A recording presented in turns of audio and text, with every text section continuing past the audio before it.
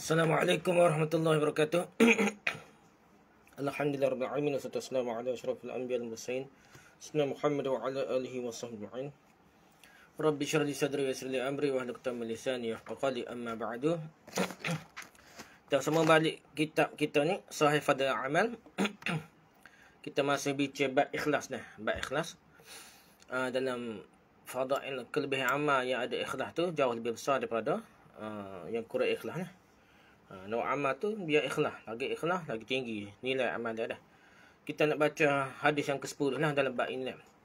Hadis ke-10, Imam Ahmad rahimahullah dalam musnadnya jilid 5 muka 103 beriwayatkan an Zaid bin Thabit sami'tu Rasulullah sallallahu alaihi wasallam yaqulu naddarallahu mura'an sami'a minna hadithan fahafizahu hatta yuballighahu ghayrahu fa innahu rubba hamili fiqhin laysa bifaqihin wa rubba hamili fiqhin ila man huwa afqahu minhu thalathu khisalin la yaghillu alihin qalbu muslimin abadan ikhlasul amali lillahi wa munasahatu wulatil amri wa luzumul jama'ati fa inna da'watahum tuhitu min waraihim wa qala man kana hammuhu al-akhirata jama'allahu syamlahu. Ada dalam hadis dia la yaghillu alaihin, tu maksudnya artinya sifat-sifat ini tidak akan menyatu dengan sifat iri dan dengki dalam hati seorang muslim, seperti suatu benda tidak akan menyatu dengan lawannya lah. Sifat baik tak akan bersatu dengan sifat dengki. Dengki tu tak comel lah dah. Okey. Terjemahan hadis-hadis dah. Dari Zaid bin Thabit dia berkata, aku mendengar Rasulullah SAW bersabda, semoga Allah SWT memberikan cahaya pada wajah seseorang yang mendengar dari kami suatu hadis, lalu dia menyampaikannya, menghafalkannya, hinggalah dia menyampaikannya kepada orang lain. Terkadang orang yang membawa ilmu bukanlah seorang yang alim. Dia hafal dah tapi kefahaman aku dah.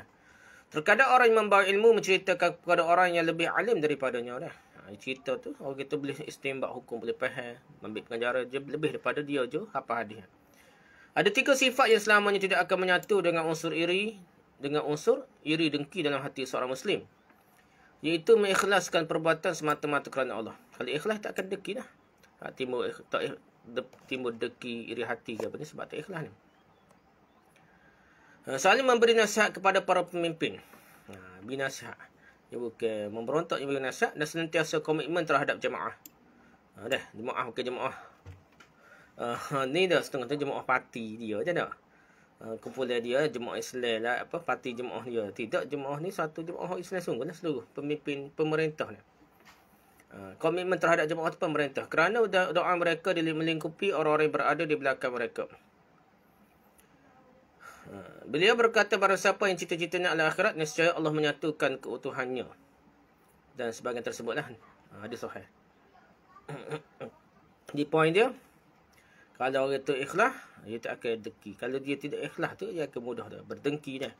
Walaupun dia tu pakai serba ulama pun banyaklah. Kalau kita baca sejarah ni ramai dah. Imam Syafi'i kena fitnah, Imam mana semua tak ada unsur-unsur dengki belaka dah. Dengki ni bukan yang biasa dah. Orang alim dah, ulama-ulama besar dah. Jadi kita nak faham gitu dah. Hadis ni hadis Ad-Darimi jilid 1 175, Ibn Hibban 72-73, Al-Mawarid dan Ibn Asim dalam As-Sunnah halaman 94.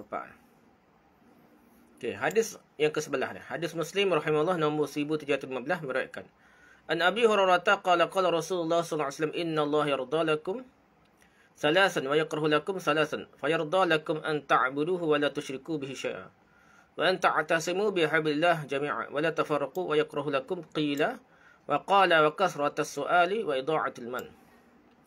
Dari Abu Hurairah radhiyallahu ia berkata Rasulullah sallallahu alaihi wasallam bersabda, sesungguhnya Allah SWT meredai 3 hal untuk kalian dan membenci 3 hal pula untuk kalian. Dia meredai untuk kalian jika kalian menyembahnya, tidak menyekutukan dengan sesuatu, dan apabila kalian semua berpegang teguh dengan tadi Allah serta tidak bercerai-berai. Sedangkan dia membenci untuk kalian qila wa qala, menyebar gosip. Qila wa qala ni sebar gosip, fitnah. Fitnah kata macam-macam lah. Sikit-sikit memperbesarkan benda yang kecil dah. Banyak bertanya-tanya dan menyia-nyiakan harta.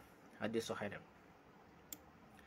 Jadi Allah redha 3 hal, benci 3 hal. Redha, sembah Allah, tidak mensyirikkan Allah, bersatu, tidak bercerai-berai lah. Hak tiga lagi, Allah benci pula. Sebar gosip, sebar apa kan? Macam ni lah, TikTok, Facebook ke apa ni lah. Sebar gosip, lepas tu banyak tanya yang tidak berfaedah, tidak penting bertanya juga. Dan menyia-nyiakan harta dah. Bazir harta. Hadirin Ahmad, jilid 2 muka surat 307, Malik dalam Muwatta halaman 990, Al-Bukhari dalam Al-Adab Al-Mufrad nombor 4442, dan Al-Bahaqi jilid nombor 8 muka surat 163 dah. Ikhlas merupakan penyebab berpaling dari maksiat dan dosa dah. Kalau kita betul ikhlas, mudah untuk kembali pada Allah, berpaling dari dosa dah, maksiat dan dosa. Allah Ta'ala berfirman, وَلَقَدْ هَمَّتْ بِهِ وَهَمَّ بِهَا لَوْلَا أَن رَأَى بُرْهَانَ رَبِّهِ كَذَلِكَ لِنَصْرِفَ عَنْهُ السُّوءَ وَالْفَحْشَاءَ إِنَّهُ مِنْ عِبَادِنَا الْمُخْلَصِينَ. Sesungguhnya wanita itu telah bermaksud melakukan perbuatan itu dengan Yusuf, dan Yusuf pun bermaksud melakukan pula dengan wanita itu, andai kata dia tidak melihat tanda dari Rabb-Nya. Demikianlah agar kami memalingkan daripadanya kemungkaran dan kekejian. Sesungguhnya Yusuf dan Nabi Yusuf itu termasuk hamba-hamba kami terpilih. Surah Yusuf ayat 24. Maka Allah SWT memberikan alasan tentang berpalingnya keburukan, kekejian, kejelekan perbuatan zina daripada Nabi Yusuf AS tu, dikarenakan dia Yusuf termasuk hamba Allah yang ikhlas. Itu poin ni dah. Kerana Nabi Yusuf tu ikhlas. Itu menyebabkan dia tidak terperangkap dalam zina lah. Kalau kuat ikhlas, mudah terperangkap dalam zina. Ikhlas dapat menghalangi syaitan untuk menguasai manusia. Allah SWT firman lagi menceritakan tentang iblis. Kita kena ni amalan ni, ikhlas ni amalan hati dah. Kalau kita ikhlas, dia akan meningkatkan amal, menghalang maksiat macam-macam lah. Ni fadilat kelebihan amalan hati ikhlas dah. Jadi nak halang syaitan ni salah satu cara dia ikhlas. Allah SWT firman menceritakan tentang iblis. Qala rabbi bima aghwaytani la uzayyinanna lahum fil ardi wa la ughwiyannahum ajma'in illa 'ibadaka minhumul mukhlasin. Iblis berkata, ya Rabbku, wahai Tuhanku, oleh sebab engkau telah memutuskan bahawa aku sesat, pasti aku akan menjadikan mereka memandang baik perbuatan maksiat di muka bumi. Dan pasti aku akan menyesatkan mereka semuanya, kecuali hamba-hamba engkau yang mukhlis di antara mereka. Surah Hijr ayat 39 hingga 40. Dalam ayat ke-42 dari surah yang sama, surah Al-Hijr, Allah SWT juga berfirman, Inna ibadi laysa laka alaihim sultanun illa man ittaba'aka minal ghabin. Sesungguhnya hamba-hambaku tidak ada kekuasaan bagimu terhadap mereka, kecuali orang-orang yang ikut kamu, iaitu orang yang sesat. Kalau hak ikut dia, sesat lah. Mana ikhlas ke apa, dia tak ikut syaitan iblis, maka dia tak sesat lah. Gitu lah.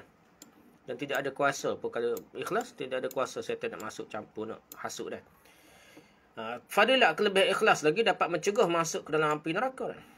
Imam Ahmad dalam Musnad Ahmad lah, jilid 5 muka surat 236 meriwayatkan, An Mu'adzin an Rasulullah sallallahu alaihi wasallam yaqulu man syahida an la ilaha illallah mukhlishan min qalbihi aw yaqinan min qalbihi lam yadkhulin nar aw dakhala al jannah wa qala maratan dakhala al jannata wa lam tamassahu an-nar.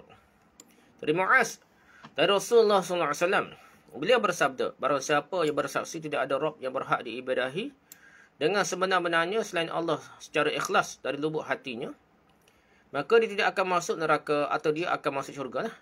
Kalau betul-betul ikhlas dalam hati dia, sampai dia akan nampak dari segi zahir pun nampak lah ikhlas dia. Beliau berkata pada kesempatan lain dia akan masuk syurga dan tidak akan tersentuh api neraka. Hadis sahih dah. Hadis riwayat Ibnu Hibban nombor 4 Al-Mawarid. Abu Nu'aim dalam Hilyah Al-Awliya jilid 7 muka surat 312 dengan redaksi mata hadis dia, barang siapa yang mengucapkan kalimah la ilaha illallah, tidak ada ilah yang berhak diibadahi dengan benar selain Allah dengan ikhlas, maka dia masuk syurga. Lihat silsilah Al-Hadis As-Sahihah karya Albani hadis nombor 2355. Penulis pengarang kitab ni berkata, siapa sahaja orang yang mengucapkan la ilaha illallah, tidak ada ilah yang berhak diibadahi dengan benar selain Allah, akan tetapi ia masuk neraka, pastilah ia belum meriasikan keikhlasan yang dapat menghalanginya masuk neraka. Bahkan boleh jadi adalah hatinya terdapat satu bentuk syirik atau sejenisnya syirik lagi dia. Jadi maksud dia kata, Tok Guru ni kata, kalau betul-betul dia ikhlas, dia akan terhalal tak buat maksiat ke, ataupun dia tak layak masuk neraka lah kalau dia betul-betul ikhlas. Tapi kalau masuk neraka juga tu tak, dia adalah syirik tu. Kalau tak syirik besar, apa syirik kecil dah, sehingga menyebabkan masuk neraka. Ada juga syirik lah. Ada syirik tertentu, tak ada syirik khafi ke syirik gapo ke ada. Syirik kecil ke syirik gapo yang menyebabkan dia ni masuk neraka. Kalau tidak dia akan masuk syurga dah. Kalau yang maksiat biasanya ada unsur-unsur syirik sikit dah. Sekurang-kurang kecil tu ada lah. Sehingga dia berani buat maksiat. Mungkin ada. Okey, fadilat seterusnya, keutamaan membaca ta'awuz ketika masuk tandas ni. Masuk tandas ni habis dah tak? Kelas ni lah. Jadi ada fadilat kelebihan kita masuk ta'awuz. Kita masuk tandas ni baca a'udzubillahi minasyaitonirrajim lah. Al-Bukhari rahimahullah nombor 142 meriwayatkan an Anas yaqulu kana an-nabiy sallallahu alaihi wasallam idza dakhala al-khala qala Allahumma inni a'udzubika minal khubuthi wal khaba'is. Ni dah, ni ta'awuz ni dah. Allahumma inni a'udzubika minal khubuthi wal khaba'is. Dari Anas radhiyallahu dia berkata apabila Nabi sallallahu alaihi wasallam masuk tandas lah. Beliau membaca ya Allah sungguhnya aku berlindung kepadamu dari syaitan jantan dan syaitan betina dah. Minal khubuthi wal khaba'is. Itulah a'udzubillahi minasyaitonirrajim dah. Dia baca Allahumma inni a'udzubika minal khubuthi wal khaba'is. Khubuthi wal khaba'is tu syaitan jantan, khaba'is tu syaitan betina dah. Ada perbahasan lah. Tapi secara umumnya gitulah kita kata dah. Ada sahih dah. Hadirat Muslim nombor 375, Abu Daud nombor 45, At-Tirmizi nombor 56, Ibnu Majah nombor 298. Abu Amanah dalam Musnad jilid 1 muka 216 dan Al-Baihaqi jilid 1 muka 95. Dari hadis Zaid bin Arqam dengan redaksi dengan lafaznya, dengan matanya berbunyi, sesungguhnya tandas itu ditempati oleh syaitan. Ada tambahan inilah. Hadis ini telah penulis dalam At-Tayalis 179. Al-Hafiz Ibn Hajar Al-Asqalani dalam Fathul Bari jilid 1 muka 294 berkata, diriwayatkan dari Ibn Battal, apakah pembacaan doa ini khusus pada tempat-tempat untuk membuat hajat kerana ia dihuni oleh syaitan saja? Nah, baca Allahumma inni a'udzubika minal khubuthi wal khaba'is ni tandas saja. Kau tempat lain tak boleh ke? Seperti terdapat dalam hadis Zaid bin Arqam, terdapat dalam beberapa kitab sunan. Ada Zaid ada tambahan sebab dia kata sungguhnya tandas itu tempat syaitan dah. Adakah tandas yang kita baca ni nak? Termasuk tandas dah. Atau mencakupi semua tempat yang lain sampai jika dia misalnya kencing di tempat yang terdapat di samping rumah kau. Dah. Ataupun boleh berlaku. Yang paling sahih adalah pendapat kedua lah. Pendapat kedua ni iaitu pendapat baca belakang tempat nak kecing nak berak ni walaupun bukan betul-betul tandas, tempat terbuka baca jugalah. Kemudian dia berkata tempat-tempat yang disiapkan untuk membuat hajat lalu dia mengucapkannya sebelum masuk. Adapun pada tempat lainnya maka dia mengucapkannya pada awal melakukannya lah. Seperti misalnya pada saat menyingsingkan pakaiannya. Dan ini merupakan pendapat jumhur ulama. Jadi dia nak tandas tempat terbuka dah. Hotel ke apa tak ada lah. Dinding tanah ke apa dah. Pada pasir ke apa dah. Nak kecil nak berak. Maksud nak angkat kain tu baca Allahumma inni a'udzubika minal khubuthi wal khaba'is. Lepas tu baru singsing kain lah. Dah. Nak kecil nak berak. Kata al-khubus adalah bentuk jamak dari al-khabis. Yang dimaksudkan adalah syaitan jantan. Sedangkan al-khaba'is adalah syaitan betina ni. Maksudlah. Ulama bahan ni ada pendapat lain. Tapi kita kira pendapat ni lah. Yang ramai lah juga ulama kata pendapat ni kuat lah.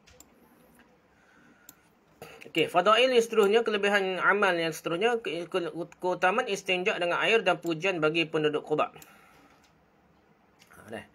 Allah Ta'ala berfirman, fihi rijalun yuhibbuna an yatatahharu wallahu yuhibbul mutahhirin. Di dalamnya ada orang-orang yang ingin membersihkan diri dan Allah menyukai orang yang bersih. Surah Taubah ayat 108. Jadi Imam Ahmad rahimahullah dalam musnadnya jilid 6 muka 6 nombor 6 ke muka 6 berikan an Muhammad bin Abdullah bin Salam qala lamma qadima Rasulullah sallallahu alaihi wasallam alaina ya'ni Quba'an qala inna Allah azza wa jalla qad asna 'alaikum fit tuhuri khairan afala tukhbiruni ya'ni qawluhu ta'ala fihi rijalun yuhibbuna an yatatahharu wallahu yuhibbul mutahhirin qala faqalu ya Rasulullah inna najiduhu maktuban 'alaina fit Taurat wal Fitaratil istinja'u bil ma'. Dari Muhammad bin Abdullah bin Salam dia berkata ketika Rasulullah SAW mengunjungi kami, yakni penduduk Quba. Jadi Rasulullah pergi mengunjung penduduk Quba lah. Beliau berkata sesungguhnya Allah Azza wa Jalla telah memuji kalian dalam hal kesucian. Jadi Allah ni puji penduduk Quba. Maukah kalian memberitahuku? Maksudnya firman Allah Ta'ala dalamnya ada orang yang ingin membersihkan diri dan Allah menyukai orang bersih. Surah Taubah ayat 108 tu nak cerita pasal penduduk Quba jugalah. Maka mereka berkata, wahai Rasulullah, sungguhnya kami temukan tulisan yang ada pada kitab di kami di kitab Taurat bahawa istinja itu dengan air. Kitab Taurat tadi disebut istinja dengan air dia, hasan. Dalam sanad hadis hasanah, dalam sanad hadis ini terdapat Syahar bin Hausyab, dia adalah perawi yang dhaif menurut pendapat yang rajih.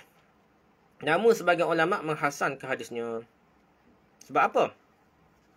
Sebab hadis ini memiliki syahid. Ada hadis penguat yang lain daripada hadis riwayat Ibnu Khuzaimah. Jilid 1 nombor 83 dari jalur Syurahbil bin Sa'ad. Dari Uwaim bin Sa'idah Al-Ansari secara marfu', persis sama seperti hadis tersebut, namun Syurahbil adalah perawi yang dhaif. Dalam sanadnya terdapat Ismail Al-Awisi. Hadis ini memiliki syahid pada Abu Daud nombor 44, At-Tirmizi nombor 3100. Dan Ibn Majah nombor 357 dari hadis Abu Hurairah, dan dalam sanadnya terdapat Yunus, seorang perawi yang dhaif. Dan Ibrahim bin Abu Maimunah, seorang yang majhul. Sungguh saya tidak menganggap bahawa ini pantas menjadi syahid. Hadis ini juga memiliki syahid yang lain pada Al-Hakim jilid 2 334. Dari jalur Tahah bin Nafi' bahawa Abu Ayyub Al-Ansari, Jabir bin Abdullah dan Anas bin Malik telah menceritakan hadis tersebut kepadaku. Al-A'la'i dalam Jami' Al-Tahsil halaman 202 telah menyebutkannya, diriwayatkan dari Abu Hatim bahawa Talhah tidak pernah mendengar apa-apa dari Abu Ayyub. Adapun Anas, maka dia mengandungi kemungkinan. Sedangkan Jabir, maka Syu'bah berkata Abu Sufyan mendengar dari Jabir sebanyak 4 hadis. Dia berkata, dikatakan bahawa Abu Sufyan pernah mengambil lembaran Jabir dan lembaran Sulaiman Al-Yashkuri. Disebutkan secara kesimpulan. Penulis berkata kesimpulan. Hadis ini tidak termasuk dari 4 hadis yang pernah didengar oleh Talhah dari Jabir. Sebaik-baik tersebut dalam At-Tahdzib. Akan tapi kini tinggal riwayat dari Anas radhiyallahu dan itu masih berupa kemungkinan muhtamalah. Ada kemungkinan. Di dalamnya dibahas keutamaan istinja bersuci dari hadas dengan air, berwuduk dan mandi. Jadi kedudukan hadis ini tidak-tidaknya adalah hasanah. Paling kurang apa hasanah. Catatan terdapat hadis dari Ibn Abbas, Nabi SAW pernah bertanya kepada penduduk Quba. Sesungguhnya Allah Ta'ala memuji kalian. Lalu mereka berkata, sesungguhnya kami menyertakan batu setelah air sewaktu beristinja. Disebutkan oleh Hafiz bin Hajar dalam Bulughul Maram nombor 97, dan beliau berkata hadis ini diriwayatkan oleh Al-Bazzar dengan sanad yang dhaif. Penulis berkata hadis tersebut terdapat pada Al-Bazzar nombor 247 Az-Zawaid, dan Al-Bazzar berkata yang kami ketahui yang meriwayatkan hadis ini dari Az-Zuhri hanyalah Muhammad bin Abdul Aziz, dan yang meriwayatkan dari Muhammad hanyalah putranya saja. Penulis berkata Muhammad bin Abdul Aziz itu dhaif. Lihat Majmu' Zawaid jilid 1 musa 12. Allah Ta'ala firman, Inna Allah yuhibbul tawabin wa yuhibbul mutahhirin. Sesungguhnya Allah menyukai orang-orang yang taubat dan menyukai orang-orang yang mensucikan diri. Surah Al-Baqarah ayat 222. Jadi kesimpulannya gini lah, hadis tu ada kata dhaif, ada kata siapa tak asal dah. Sekurang-kurangnya ulama tidaklah nampak matan tu lemah sangat dah. Ada perbahasa je matan hadis dah. Ada setengah ulama kata matan sisi kandungan hadis tidaklah lemah sangat. Jadi oleh sebab itu ulama ni banyaklah berhujah dengan bukan sekadar sanad je, tapi di segi matan isi kandungan hadis tu bolehlah diterima dah. Disokong oleh ayat Quran lain dah. Disokong oleh ayat Quran pada hadis lain pada, jadi seolah gitulah. Jadi lagi suci lah. Logik pun lagi suci. Kalau kita dengan batu, lepas tu dengan air pula, lagi suci lah. Gitulah keadaan dah. Jadi molek dengan air, sebab ia lebih suci. Cumanya kalau tepat kurang air, bolehlah guna. Tak boleh guna air dah. Gitulah. Setakat tu saja. Wallahu'alam. Subhanakallahumma wa bihamdika. Subhanakallahumma wa bihamdika. Asyhadu an la ilaha illa anta astaghfiruka wa atubu ilaik. Assalamualaikum warahmatullahi wabarakatuh.